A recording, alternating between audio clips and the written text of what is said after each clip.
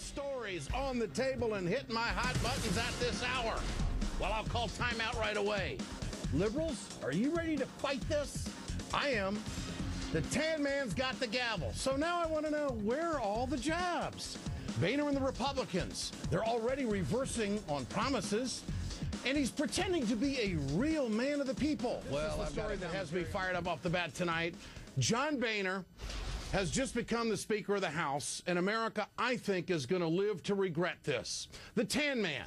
Well, you know, this guy was in tears before he even got up to the podium to give his acceptance speech. I mean, it's pretty bad when you can call it before it happens, huh? Speaker Pelosi handed over the gavel to Boehner, and then he tried to act like a real fighter for the people. Take a listen to this. Our aim will be to give the government back to the American people. Really? Does that mean we're going to speak up against this Supreme Court ruling and try to reverse that someday? Not at all.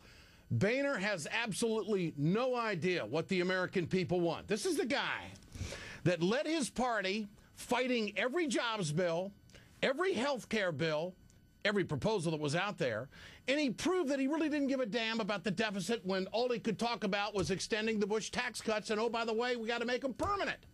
Now, the tan man spent all last fall running around the country yelling like this. Where are the jobs? Where are the jobs? Where are the jobs? Where are the jobs? Where are the jobs?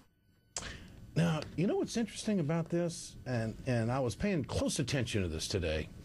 During his acceptance speech, Boehner didn't mention anything about job creation. Not once. Boehner and the Republicans know they would get the power in the House months ago, right?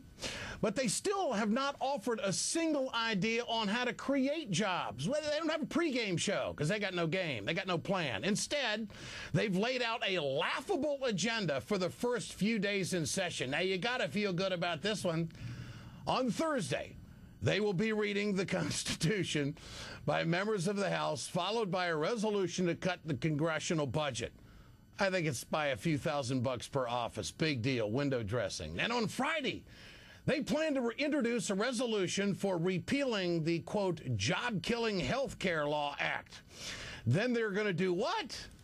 They're going to duck out of town for the weekend. That's their commitment. The new Republican-controlled House has absolutely punted on the jobs issue. But Nancy Pelosi today still has her eye on the ball.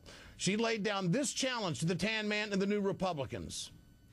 Our most important job is to fight for American jobs, to make it in America, and so Democrats will judge what comes before Congress from either side of the aisle as to whether it creates jobs, strengthens the middle class, and reduces the deficit, not burdening future generations. When the new Speaker of the House, John Boehner, and the new Republican majority, and congratulations again, come forward with solutions that will address these American challenges, you will find us a willing partner. All right, don't hold your breath, folks. The Republicans are already breaking the promises they made to their Tea Party. Now, in their pledge to America, the Republicans vowed to cut $100 billion out of the budget in the first year alone. Remember that? That was back in September. Now Think Progress is reporting Republican aides say that the $100 billion figure, well, that was hypothetical. Even Fox News is pressing Republicans on this flip-flop. Watch Congressman Mike Pence backpedal. In the Pledge to America, during the election, Republicans said that they would pledge to this country that they would cut $100 billion in short order, which meant a one-year period. Are they going to stick to that promise? I know the New York Times today is talking about with what remains of the fiscal year. We're not sure in this fiscal year. But look, people are number crunching. Let me ask you this. Is $100 billion over 12 months starting today a reasonable target? Well, no, I think it's a good start. I mean, you know, a lot of Washington is trying to parse the words here and go, well, the fiscal year ends in October. But I don't think Americans care about that. I think if you gave them a one-year period, you know, that was the promise in the Pledge to America. Fox is going to have to fire that anchor. Hell, she's almost a Democrat. She's actually asking somebody a question over on the right wing. Isn't Pence, he's a former talk show host, isn't he kind of slick, mincing words? He's a real ex-wordsmither, you know what I mean? Keep in mind, this is a guy that ran around the country, said if he voted for Democrats, they were going to stick in the fairness doctrine. Pence is backpedaling. And let's not forget this pledge to America that came out last September. They can't even keep the first pledge. They don't even know what the numbers are, and now they're saying it's hypothetical. Come on, Tea Partiers. Where the hell are you tonight? Where's the next march? I want to join. If they don't hold Boehner's feet to the fire on this one, it'll prove once and for all that the Tea Party was only about one thing, and that was hating the President of the United States. Boehner and the rest of the new Republican Congress has snookered everybody on this one. They have nothing for the middle class, nothing. And they're treating the Tea Party like a bunch of fools. This is how Boehner and the Republicans plan on running the Congress. And if this is the way it does go, it's going to be hell-bent for election for 2012. You know, I told the team today, I said, you know what, here's what I want to do. I want to pick one soundbite and just let Boehner say one soundbite. We'll pick, and I'll pick it apart. Damned if he didn't offer it up. I mean, this is like shooting fish in a barrel, folks. Listen to what Boehner said today about money, the budget, and priorities. Here it is. We gather here today at a time of great challenges. Nearly 1 in 10 of our neighbors is out of work. Healthcare costs are still rising for American families. Our spending has caught up with us, and our debt soon will eclipse the entire size of our national economy. Hard work and tough decisions will be required of the 112th Congress. Boom. Here we go. Out of the park. Bid 80 class is now in session. 99ers, don't you feel good that he almost came to tears talking about 1 in 10 Americans out of work? We gather here today at a time of great challenges. Nearly 1 in 10 of our neighbors is out of work. Excuse me? You've been against every single extension of unemployment benefits, and you have fought job creation all the way, tooth and nail, against this White House. Period. Secondly, repealing health care reform for 32 million people. That's what you want to do. You want to tell people with a pre-existing condition that they can't get insurance. That's what you want to do. And, of course, the debt. Well, let's forget about the 2 wars that were unfunded. Let's forget about the tax cuts that weren't paid for. Let's forget about Medicare Part D that was never paid for. And now Mr. Boehner is coming back telling us that we're just spending too much money as a country. Hell, they drove us in this hole. And now they're standing up saying, well, you know, government's too big. We got to cut what? Here it comes, Social Security, Medicare, every entitlement program that you've ever paid into as an American in the past generations, they're going to go after. They're after the New Deal. Now, here's what Boehner is going to do to set up 2012. He's going to give his righty buddies something to vote on. Repeal health care. It'll pass. It'll never go anywhere in the Senate. And, of course, the president would never sign it anyway. Then, of course, Michelle Bachmann's going to come up with repealing Wall Street reform. Well, that might pass the House. It'll never go anywhere in the Senate. And, of course, President Obama would never sign that. So the Republicans will go out on the campaign trail, and it's going to start real soon. You know, we're trying to repeal Wall Street. We're trying to fix Wall Street. We're trying to help American taxpayers. We're trying to repeal and fix American health care. But the obstructionists now are the Democrats, because they'll let it die in the Senate. That's where this whole thing is going. It's all about the next setup. It's all about the next political push. It's all about taking down President Obama. They don't want to create jobs. They're not about that at all. And I guarantee you, if you do see the numbers change, which I believe they will, you won't hear Boehner or any of these new righties give 1 ounce of credit to the last Congress for fighting like hell for a jobs bill. This is an ideological war. I say it on camera tonight here on MSNBC. I will fight these bastards every night at 6 o'clock because I know what they're up against. I know what they want to do. They want to take down American workers. They want to outsource jobs. They want to destroy the American dream. Concentrate the wealth to the top and control minorities. That's what they're about. And so now we have a new bartender-in-chief. A new bartender of the House.